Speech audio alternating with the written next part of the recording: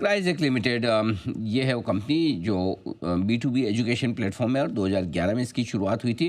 Company के बारे में विस्तार से बातचीत करेंगे, जानेंगे उनके टॉप मैनेजमेंट से। उससे पहले आईपीओ की जानकारी मैं आपको दे दूं। 233 रुपये से 245 रुपये का प्राइस बैंड कंपनी ने तय किया है। 2 से 4 जुलाई यानी कि कल ये आईपीओ खुलने की तैयारी में है और शुक्रवार को होगा बंद।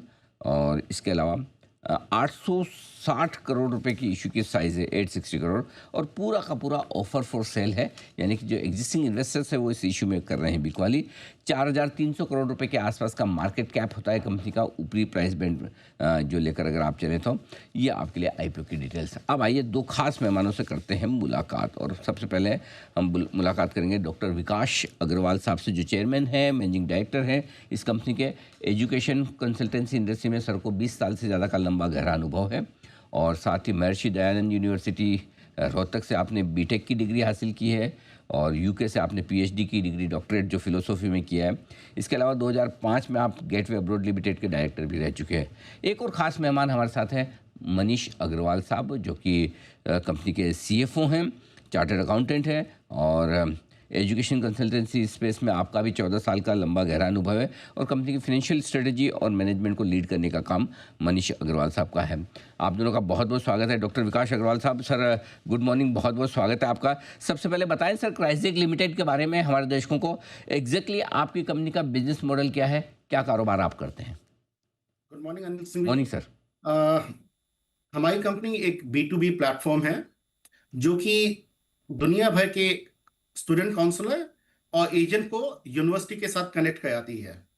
जो भी बच्चे बाहर विदेश में पढ़ना चाहते हैं वो किसी ना किसी लोकल कंसल्टेंट के पास जाते हैं। वो कंसल्टेंट उनको एडवाइस करता है। उसके बाद जो भी वो फाइनल डिसीजन लेते हैं उसके बेसिस पे वो हमारे प्लेटफॉर्म पे अप्लाई करते हैं।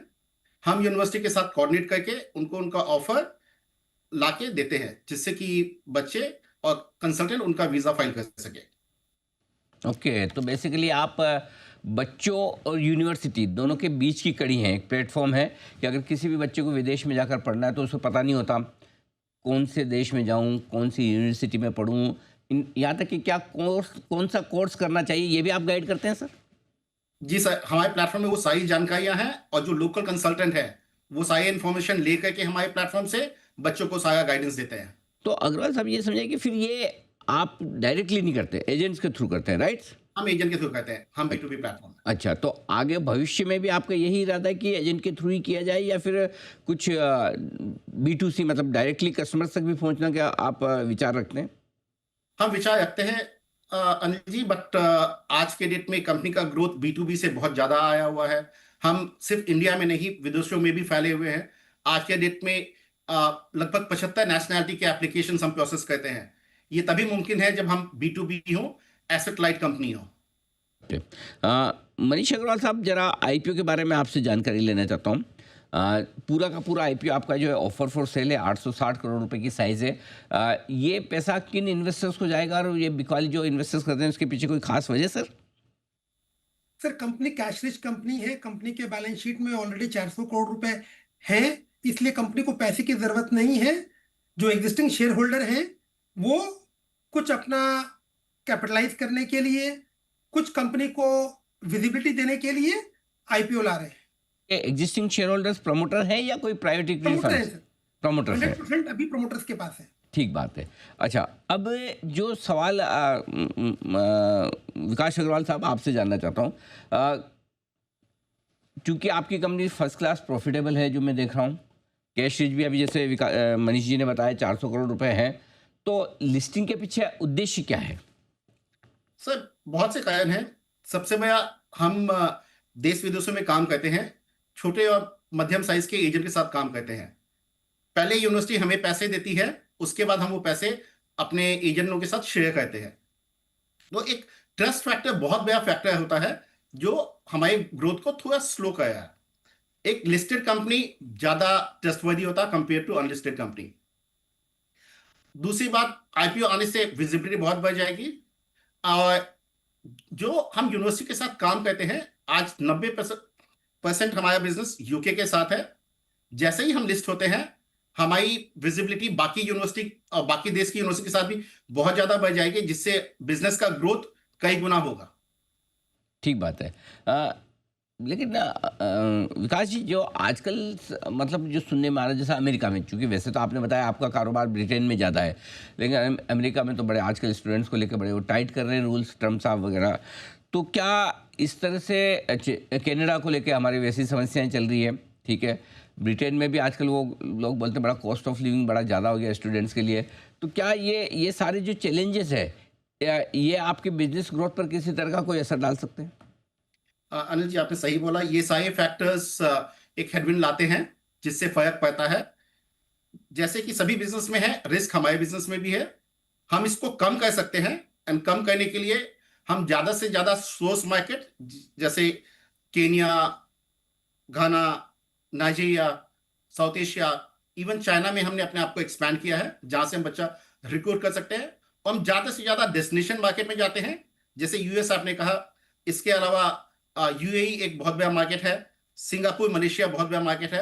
अब तो भारत खुद भी एक बहुत बड़ा मार्केट बनने जा रहा है। अभी हाल फिलहाल में महाराष्ट्र गवर्नमेंट ने 6-7 विदेशी यूनिवर्सिटी के साथ साइन अप किया है। गिफ्ट सिटी में ऑलरेडी 3-4 यूनिवर्सिटीज आ चुकी है। तो इस कारण से भारत भी एक बहुत बड़ा डेस्टिनेशन मार्केट बनेगा। और क्योंकि हमारी पहुंच already Africa, south east Asia में है, हम वहां से बच्चे इंडिया में भी ला पाएंगे। अच्छा, मतलब भारत से तो बाहर जाएंगे, बाहर से भारत में आने के लिए भी आप ये कारोबार शुरू कर चुके हैं या आप करेंगे?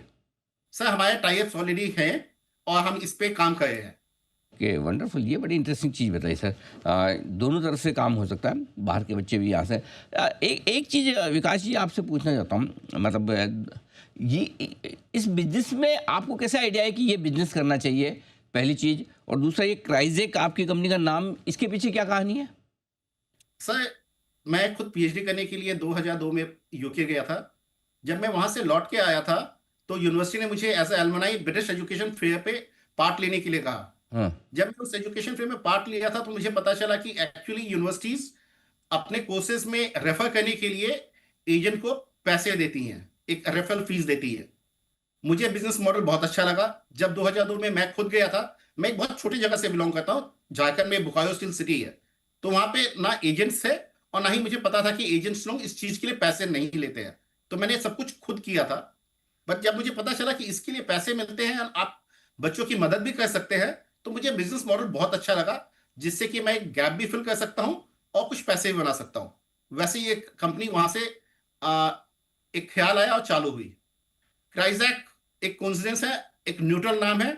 हमने देखा कि इसके सारे डोमेन्स अवेलेबल थे, नाम भी ठीक ठाक था, तो हमने उस समय चुन के चालू कर दिया। उस समय सोचा नहीं था कि कंपनी यहां तक चली जाएगी। तो इसके पीछे कोई ऐसा डीप थॉट नहीं है, बस एक अच्छा नाम था और इसके सारे डोमेन सब कुछ अवेलेबल थे, क्लीन चिट नेम थे। बहुत बढ़िया। और अब ज़बरदस्त सेक्शन आ गया। मनीष जी, आपसे राय लेना चाहता हूँ, चूँकि आपके पिछले 3 साल की मैंने फाइनेंशियल परफॉर्मेंस देखी है, रेवेन्यू के लिहाज से भी, प्रॉफिट मार्जिन सब लिहाज से बड़ी इंप्रेसिव है। अभी तक तो देखिए सर, क्या होता है कि एक लो बेस पर तो बढ़िया ग्रोथ आती है, लेकिन हायर बेस पे किस तरह की ग्रोथ आप मेंटेन कर सकते हैं, थोड़ा अंदाज़ा देने की कोशिश करें। सर, पिछले 3 सालों में आप देखोगे तो हम रफली 35% ग्रोथ कर रहे हैं। मुझे पूरी उम्मीद है कंपनी फ्यूचर में भी अच्छा ग्रोथ करेगी। और पिछले लास्ट 10 सालों का देखूं मैं, तो हम रफली 100% CAGR से ग्रो किए हैं। सालाना 100% की ग्रोथ आपकी रेवेन्यू में रही, राइट? अभी Yes, पिछले 3 साल की जो ग्रोथ है मेरे पास में, 2024 और 25 की, वो 34-35% के आसपास की रेवेन्यू की 35%। ग्रोथ। जी जी। तो ये रीजनेबल है मानना है कि आगे ये चलती रहेगी? मुझे उम्मीद है सर। ओके। अच्छा, विकास साहब, जो एक डेटा में देख रहा था, आपके 10,000 से ज़्यादा रजिस्टर्ड एजेंट्स हैं, राइट? लेकिन उसमें एक्टिव कम है, 4,000 से भी कम। तो क्या ये ट्रेंड फिनोमेना यही है इंडस्ट्री का, या फिर एक्टिव एजेंट कम ज़्यादा होते रहते हैं? सर, एक्टिव एजेंट कम ज्यादा होते रहते हैं। जैसे मैंने कहा कि ये हमारा क्रॉस बॉर्डर बिजनेस है, तो कोई वो पहले आके प्लेटफॉर्म में रजिस्टर करता है। रजिस्ट्रेशन के लिए कोई चार्जेस नहीं है। वो देखता है कि हम क्या उसको ऑफर कर रहे हैं, थोड़ा सा समझता है। उसके बाद वो जाकर के कोई एप्लीकेशन 1 या 2 डाल के देखता है कि जो हमने उनको प्रॉमिस किया था वो हम सर्विस देते हैं कि नहीं देते उनको। जितना हमने पैसे बोले थे एंड ऑफ द रिक्रूटमेंट, उनको उतना पैसे देते हैं कि नहीं देते हैं। धीरे धीरे ये ट्रस्ट बढ़ता है, तो उसके लिए एक लैग आती है, जिससे कारण ये आपको गैप हमेशा दिखाई देगा। अच्छा अच्छा सर, एक और चीज़ बताइए, पैसे तो आपके पास बहुत है, 400 करोड़ अभी मनीष जी बता भी देते हैं आपके पास ऑलरेडी है, ज़रूरत है नहीं, तो ये पैसों का क्या करेंगे सर? फिर क्या कुछ एक्विजिशन या फिर क्या क्या विचार क्या है इसका?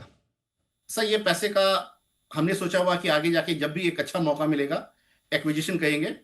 आज के डेट में हम ऑस्ट्रेलिया में बहुत ज़्यादा काम नहीं करते हैं, साउथ ईस्ट एशिया में हमारा कोई प्रेजेंस नहीं है। सो अगर हमें कोई भी ऐसा मौका मिला जहां पे हमें कोई एक अच्छा एसेट मिले जिससे कि हम नई जगह पे अपना बिजनेस बढ़ा पाए, तो हम उसको डेफिनेटली एक्वायर करेंगे। ये बात ठीक है कि नए एक्विजिशन और कर सकते हैं। एक और चीज़ जो है सर, आपके कंपनी को लेकर, वो ये कि चूंकि ये बिजनेस ऐसा है कि जहाँ आज हिंदुस्तान में लोगों का परचेजिंग पावर बढ़ रहा है, स्पेंडिंग पावर बढ़ रहा है, लोग खर्चा काफ़ी कर रहे हैं, बच्चों को विदेश में भी भेज रहे हैं, लेकिन क्या कुछ ये भारत सरकार की और विदेशी सरकारों की पॉलिसी पे से कुछ फ़र्क पड़ता है कि बिजनेस पर असर आए? सब फर्क पड़ता है, इसीलिए हमने ज्यादा से ज्यादा देशों में अपने पांव फैलाए हैं, बिजनेस फैलाया है, ताकि अगर किसी भी एक देश में कोई पॉलिसी चेंज आए, इससे बिजनेस को ज्यादा फर्क ना पड़े। आज भारत सरकार भी प्रमोट करना चाहती है बच्चों के लिए। उन्होंने एजुकेशन लोन वगैरह में बहुत रियायतें दी हैं। लाइकवाइज बाकी देश के अगर आप देखेंगे तो उनकी सरकार भी अपने बच्चों को टैलेंट गेन करने के लिए बढ़ावा देती है। बिल्कुल। धन्यवाद सर। विकास जी और मनीष जी, आप दोनों का बहुत बहुत शुक्रिया समय देने के लिए और विस्तार से अपने आईपीओ के बारे में बातचीत करने के लिए, अपनी कंपनी की योजनाएं हमारे दर्शकों को बताने के लिए। क्राइजेक लिमिटेड, कल इस कंपनी का आईपीओ खुलने वाला है बाजार में। कल हम इसका पूरा करेंगे विश्लेषण, बताएंगे आपको कि इस आईपीओ में पैसा लगाया जाए या नहीं।